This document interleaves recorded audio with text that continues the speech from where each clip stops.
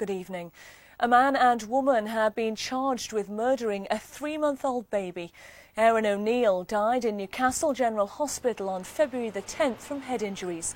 32-year-old Paul O'Neill and 19-year-old Jodie Taylor, both from Kenton in Newcastle, will appear before the city's magistrates tomorrow morning. A policeman has admitted stabbing his wife to death after she confessed to having an affair. Cleveland officer Ivor Jones pleaded guilty to manslaughter due to diminished responsibility. Teesside Crown Court today, and a policeman appears as a prisoner in the dock on a charge of murder. His victim, 36-year-old Maria Jones, the killer's wife and mother to 3 children. It was last December that Cleveland officers were called to the £250,000 home they shared in Ingleby Barwick near Stockton.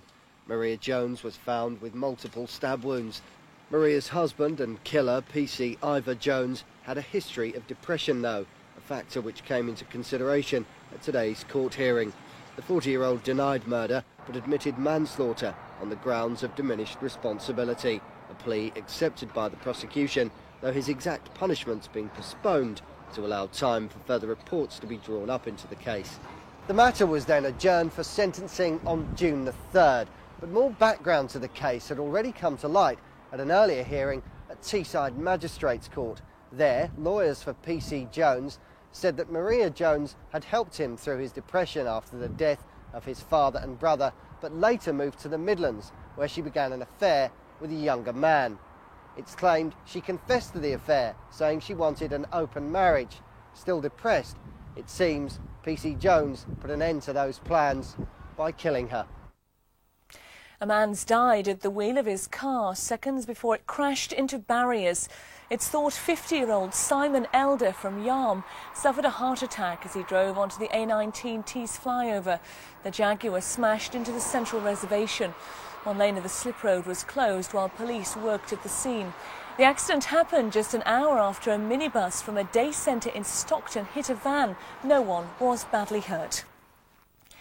A union is promising to support hundreds of workers who've lost their jobs at a civil engineering firm.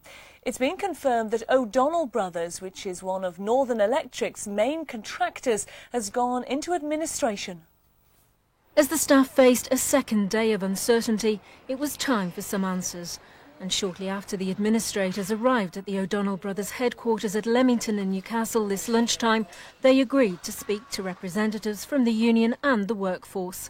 After a brief meeting, the staff were told that 230 of them will be receiving redundancy notices. The administrators have made it plain to us that there's very little chance of the company ongoing to continue with its operations. We did ask what likelihood there would be of the work being carried on, and the administrators are having a meeting about that this afternoon. And obviously we've said that if that is the case, we will ask that the guys are transferred over as a matter of course. The company is one of NEDL's main contractors. It's believed the deal to lay cables had 5 years to run and involved around 200 workers based at the site in Leamington and also here at Haverton Hill in Stockton. The union is now hoping to secure some of this work for the redundant employees. It also believes there may be a case for unfair dismissal. There are changes for some of the North East MPs following Tony Blair's cabinet reshuffle. Durham North West MP Hilary Armstrong keeps her job as Government Chief Whip, while a member for Tynemouth Alan Campbell becomes a junior whip. But Fraser Kemp, who represents Houghton and Washington East, has stepped down as Assistant Whip, and Sunderland South MP Chris Mullin loses his role at the Foreign Office. Plans for a statue of one of the region's best-loved characters have been shelved. Andy Capp was immortalised in cartoons by Hartlepool's Reg Smythe, but some councillors feel putting up a bronze cast of him would tarnish the town's image. He's world-famous Andy Capp, the chauvinist work-shy gambler, happiest when propping up the bar with a pint. When his creator Reg Smythe died 7 years ago, a statue of Andy Capp on the headland seemed a fitting tribute. Now that seems unlikely, even though the plan was approved and a model was even made.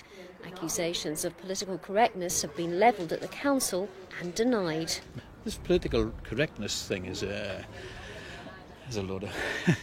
It's nothing to do with political correctness, although people will jump on the bandwagon, especially people who have thought of the idea in the first place. I still think that the public should be asked. If they're asked and say yes, we should go ahead with it. If they asked and say no, fine, shelve it. But political correctness should not get in the way.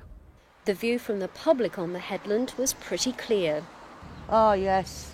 Handicap, yeah. Oh, yes, handicap. Definitely. Well, I should think they did, because he kept the cartoons good. If he drank and he smoked, why, they all do it down here, don't they, Ronnie? Well, of course he should. Yeah, he did. He's a bloke from the town, isn't he? And that's it. Stay with Tyne Tees for a special programme on Sunderland's return to the Premiership. Sunderland Salutes is next. But from all of us on the Late Team, have a very good night. Bye-bye.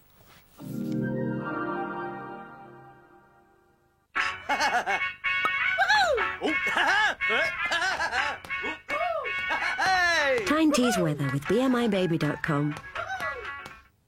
Hello there, yes, Sir Thomas Lipton, one of those men who helped cure the British shows.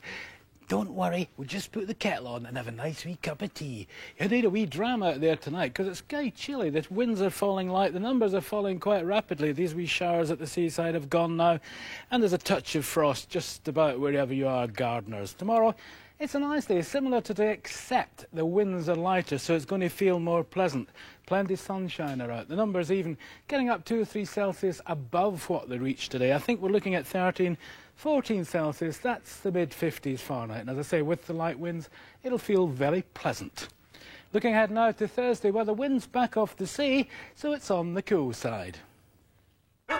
Tyne Tees weather with BMIBaby.com, the airline with tiny fares.